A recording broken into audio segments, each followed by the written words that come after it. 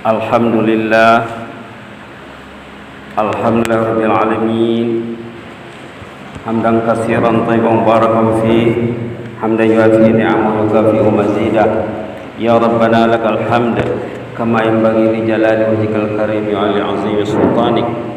Wassalatu wassalamu ala sayyidina wa habibina wa syafi'ina wa maulana Muhammad wa ala alihi wa sahbihi wa sallim tasliman katsiran katsira wa man tabi'ahum bi ihsanin ila yaumiddin. Asyhadu an la ilaha illallah wahdahu la syarikalah wa asyhadu anna Muhammadan abduhu wa rasuluh. Amma ba'du, faqad qala Allah ta'ala fi kitabihil karim, ya ayyuhalladzina amanu ittaqullaha haqqa tuqatih wa la tamutunna illa wa antum muslimun.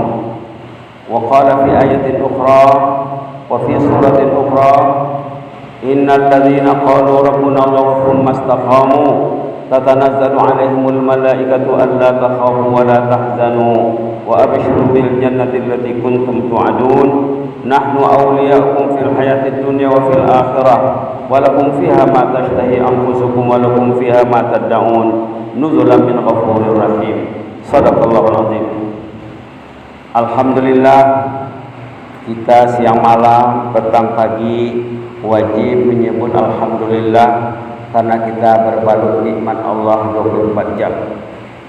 Kalau kita tahu yang kita dibalut nikmat, tidur dalam nikmat, bangun dalam nikmat, kalau kita sadar yang kita dibalut nikmat dan kita membaca alhamdulillah, insyaallah nikmat tadi akan berkekalan dan nikmat akan bertambah. La in syakartum la azidannakum.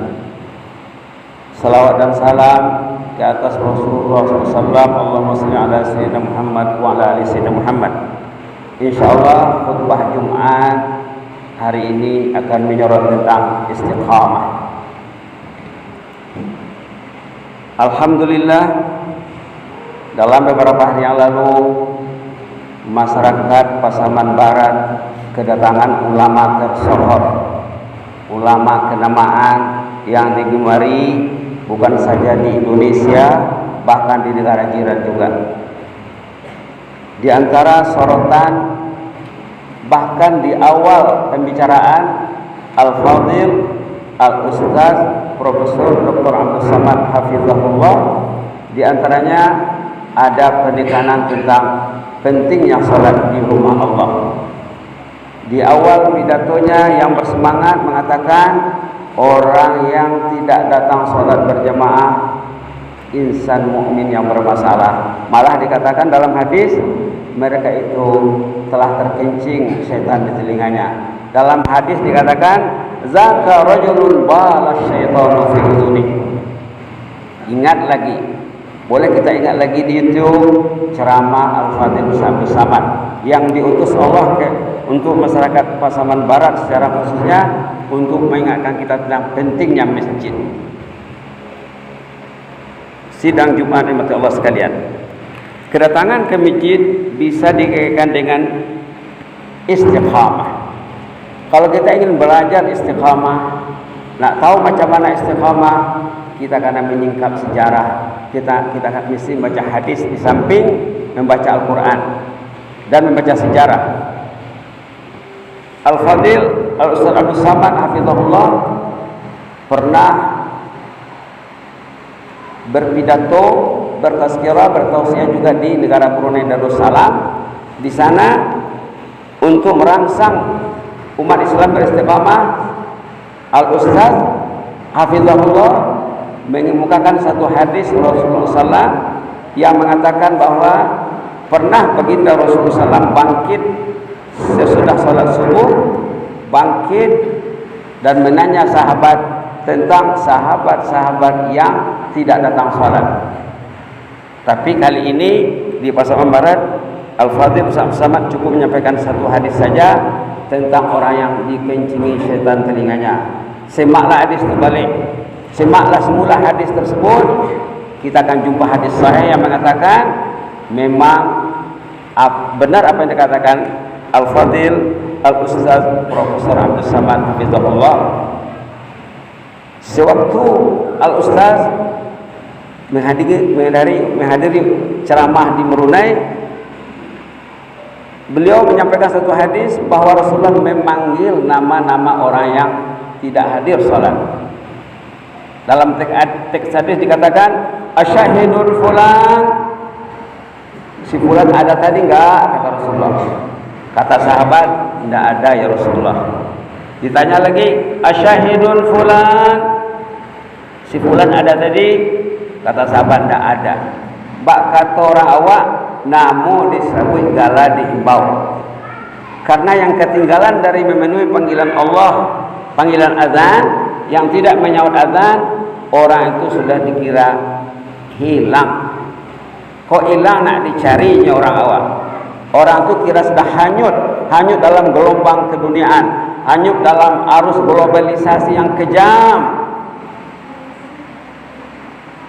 Hanyut nak dipintih, hilang nak dicari.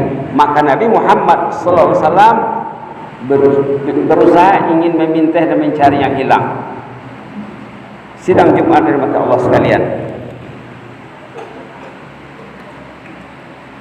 Ibadah salat berjamaah bisa dikaitkan dengan istiqamah.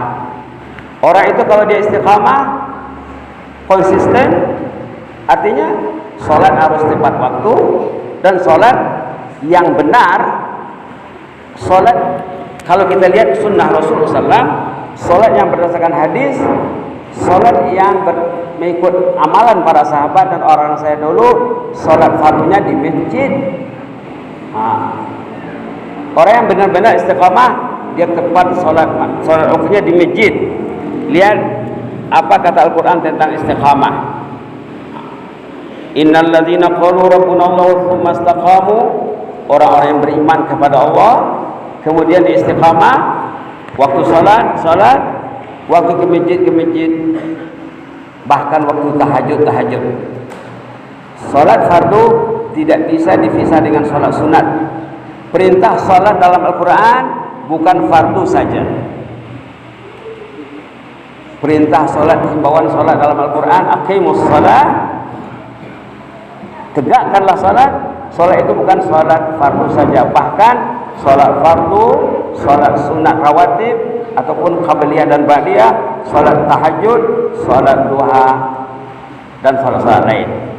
Baik, kalau kita menyorot tentang istiqamah dalam surah Fussilat ayat 30, 31, 32, di sini Allah menyanjung, berjanji, menyampaikan berita gembira, angin surga. Apa katanya? Innal ladzina qalu rabbuna Allah tsumma istaqamu tatanazzalu alaihimul malaikah.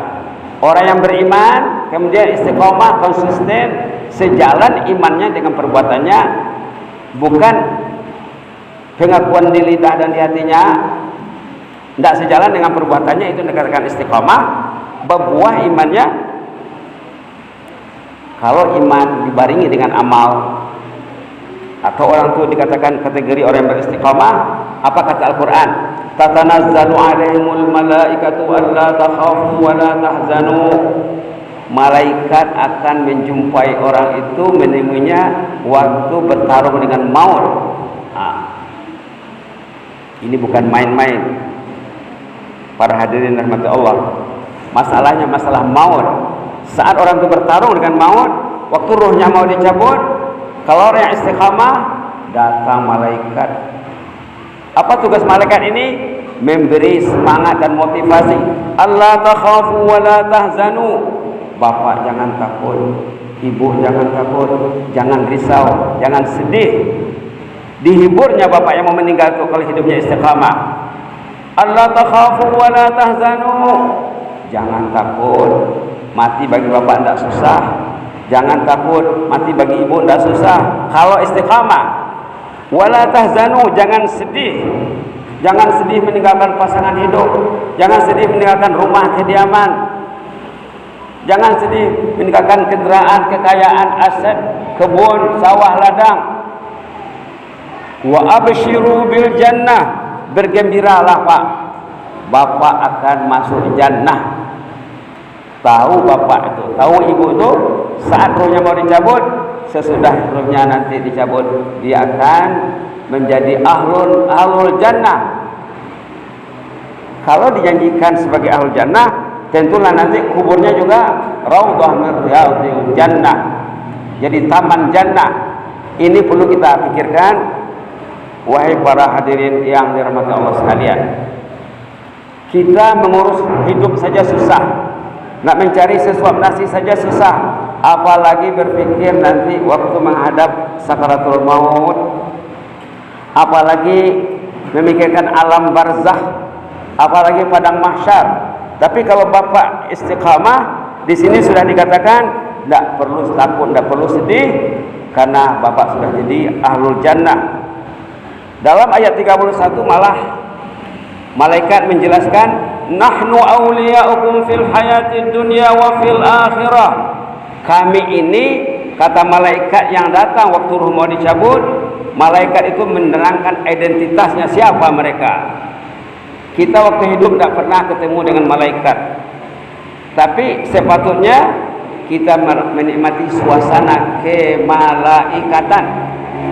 Sepatutnya kita menikmati, merasakan suasana kemalaikatan. Saat kita berada di masjid, malaikat bersama kita, insya Allah. Saat kita bangun malam hari, mau sholat tahajud, mau berangkat ke masjid, malaikat bersamanya. Saat bapak atau ibu tidur di malam hari, berniat mau bangun awal, mau sholat tahajud, mau ke masjid, malaikat bersamanya. Kalau tidak ada niat untuk ke masjid, kata Al-Fadhil Ustaz Abdul Samad, kalau ketinggalan sembahyang subuh di rumah Allah di pagi hari, terkencing setan di telinganya, artinya tidak diurus malaikat. Jadi manusia ada dua bahagian. Pertama, yang dikelola oleh Allah, diurus oleh Allah dengan baik, maka malaikat akan mengurusnya. Yang kedua, yang terbiar hidupnya, tidak diurus Allah, Allah tidak peduli sama orang itu, maka setan iblis akan mengambil alih, sesuai yang dikatakan oleh Al-Fadhil Al-Ustaz Abdul Samad hafizahullah. Di sini malaikat menerangkan identitas mereka, siapa mereka yang akan muncul waktu ruh mau dicabut. Nahnu awliya'ukum fil hayatid dunya wa fil akhirah. Kami ini, kata malaikat, kami ini awliya'ukum, kami ini pembantu bapak. Kami diutus Allah untuk membantu bapak. Bapak menghadapi saat yang kritis, ruh bapak mau dicabut. Bapak akan beralih dari alam nyata ini kepada alam barzakh. Lalu malaikat datang menghibur.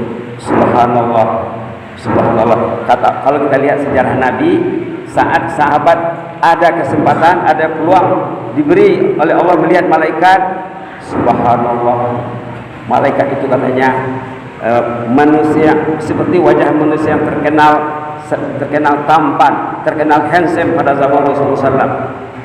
Subhanallah, ini pasti karena ini adalah kalamullah. Malaikat akan mengatakan, nahnu awliya'ukum, kami ini yang datang ini waktu ruh bapak mau dicabut, kami datang untuk membantu bapak, menghibur bapak, memberi semangat dan motivasi. Awliya'ukum fil hayatid dunya wa fil akhirah, kami telah membantu bapak dari dunia sampai ke akhirat. Kalau kita lihat tafsirnya, kalau buka tafsir, katanya waktu ruh mau dicabut dibantu malaikat. Sewaktu bapak itu menerima suntikan motivasi dari malaikat, tidak takut lagi nak mati. Karena dia confident, dia yakin bahwa dia akan menjadi ahlul jannah, dan dia yakin nanti kuburnya menjadi raudhah min riyadhil jannah. Fil hayatid dunya wa fil akhirah, kami ini membantu bapak bukan saja sekarang, bukan saja sebelum ini, malah fil akhirah. Dalam saksinya dikatakan, dalam kubur malaikat akan bersama bapak dan ibu. Di padang mahsyar urusan bapak dan ibu akan diurus Allah. Walakum fiha ma tashtahi anfusukum walakum fiha ma tad'un nuzulan min ghafurir rahim. Dalam jannah bapak akan mendapatkan, akan diberi apa yang bapak mau dan apa yang bapak ingini. Demikianlah hebatnya pentadbiran Allah, pengurusan Allah, manajemen Allah bagi orang yang akan meninggal dunia dengan syarat iman dan istiqamah. Maka ulama zaman dulu, termasuk Al-Imam Hasan Basri rahimahullah, saat membaca ayat ini, beliau akan berdoa, Allahumma amanna bik farzuqna istiqamah.